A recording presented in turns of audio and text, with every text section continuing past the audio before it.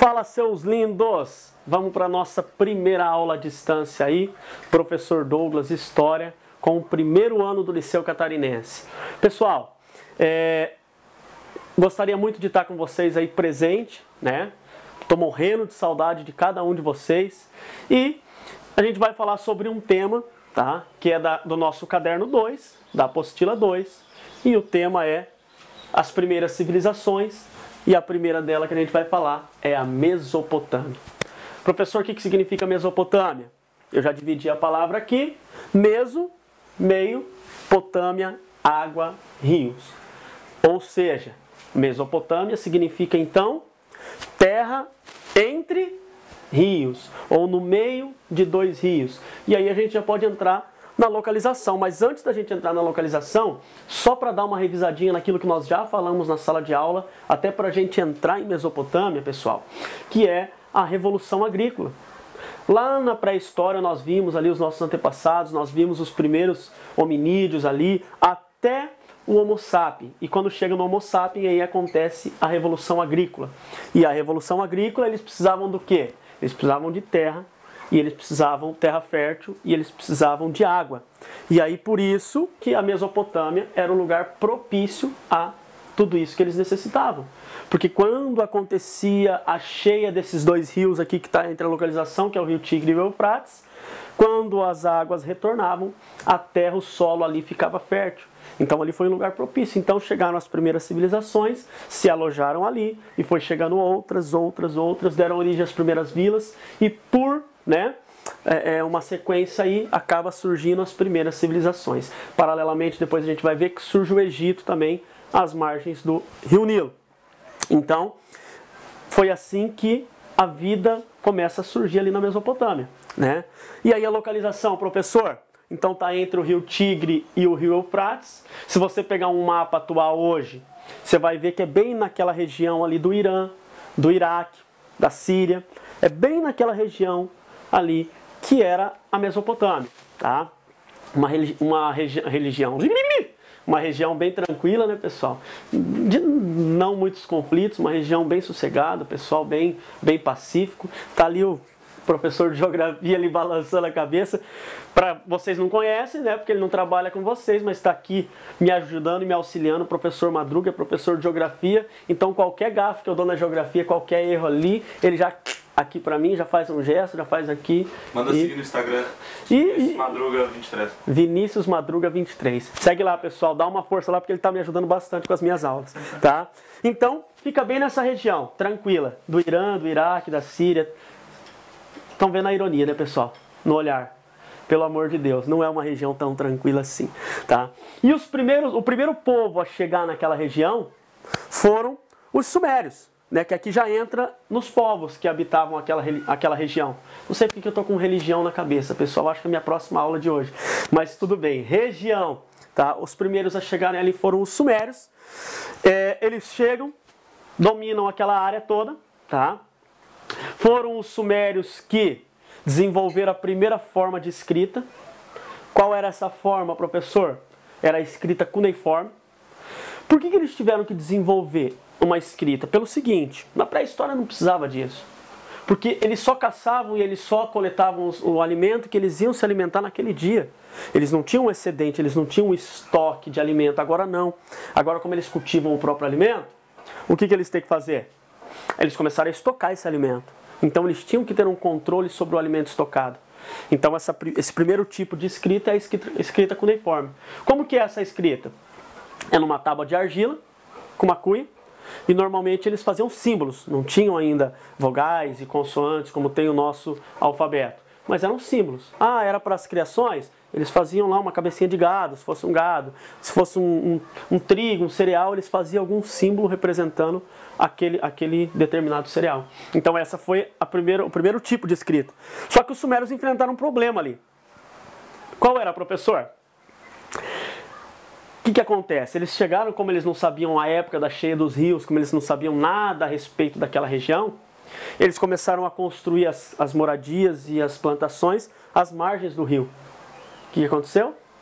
Quando a maré sobe, destruiu tudo. Então eles vêm com uma obra de arquitetura, gente, que para a época foi fantástica, que eram os diques. O que eram os diques? Eram canais de madeira, tá? que eles fizeram, que conduzia a água da cheia dos rios para abastecer as cidades e para irrigar as plantações. Então veja bem que obra arquitetônica para a época. Uma coisa que é de se espantar mesmo. Eles não tinham nenhuma tecnologia. Tudo aquilo com a inteligência, com aquilo que eles tinham, né? E por sequência ali, tá? Vem os acádios. Os acádios acabam dominando os sumérios, né? Os acádios, nós temos os primeiros registros ali do uso da roda em transporte. E também uma coisa que é bem interessante, que é a cerveja. Tá, gente? Foram os acádios que acabam, eles já consomem a cerveja como bebida mesmo. Eles já cultivam a cevada e é as primeiras manifestações ali de civilizações que já utilizavam a cerveja como bebida. Tá? Vem os amoritas, que é outro povo, quem quiser ir anotando aí, ó, os primeiros sumérios, depois vem os acádios e conquistam os sumérios, e depois vem os amoritas e acabam conquistando os acádios. Vocês vão ver acádio, sabe onde? Eu não sei se vocês já assistiram aquele filme Escorpião Rei, tá? Ali tinha os últimos acadianos, que eram um povo guerreiro, era um povo bem forte, bem valente, e eles acabam conquistando os sumérios. Depois vem os amoritas, tá? Os amoritas, eles se destacaram bastante, porque foi o primeiro império babilônico. Eles conquistam a Babilônia e ali eles estabelecem o primeiro império babilônico. E por que eles ficam também muito famosos? Porque eles criam o primeiro código de lei da humanidade, que era o Código Hammurabi. Era aquele código, olho no olho, dente por dente. Se eu briguei com você e arranquei um olho, qual que era a punição para o professor? Iam arrancar um olho. Tá? Se eu cortei um braço teu, a minha punição seria cortar um braço, perder um braço. Então, por isso, olho por olho, dente por dente. Se fosse um roubo, qualquer coisa assim que não dava para fazer de volta, pagava até com a morte. E aí o que acontece? Eles formalizam isso. Eles pegam uma pedra gigante no centro da cidade e eles acabam esculpindo nessa pedra, ou entalhando na pedra ali, não sei qual que é a melhor palavra, todo o Código Hammurabi. E agora ele está registrado. Então não tem como o povo dar aquela desculpa assim, ó.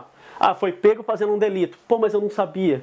Ah, eu não sabia que isso não podia. Tá lá, o Código Hammurabi está lá no centro da cidade.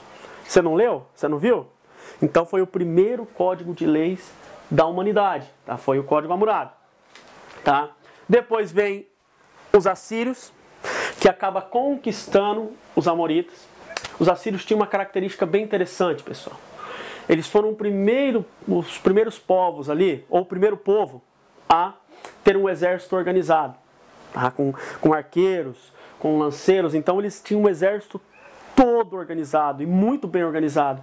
E por isso que eles acabam conseguindo conquistar os amoritas, justamente devido a esse exército bem organizado que os assírios tinham. Então eles conquistam os amoritas e eles também acabam criando um império grandioso, um dos maiores impérios da Mesopotâmia.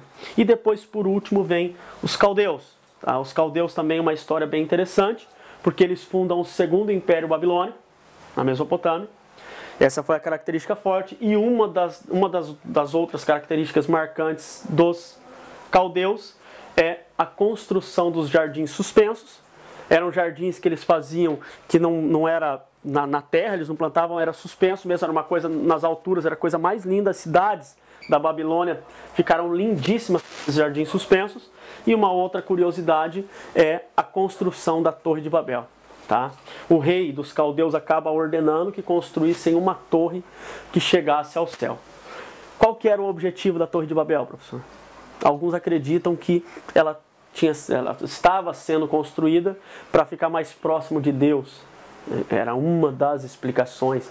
Até assim, ó, teologicamente falando, pessoal, aí é teologicamente, não é a ciência. Acredita-se que foi a partir da Torre de Babel que os povos se espalharam pela terra e os idiomas, surgiram os vários idiomas, porque daí tem uma passagem bíblica que acaba falando ali que cada um, Deus não queria que eles construíssem essa torre, acaba confundindo a cabeça deles, cada um fala uma língua diferente, eles acabam se espalhando pelo mundo. Mas essa é a versão teológica da coisa, tá?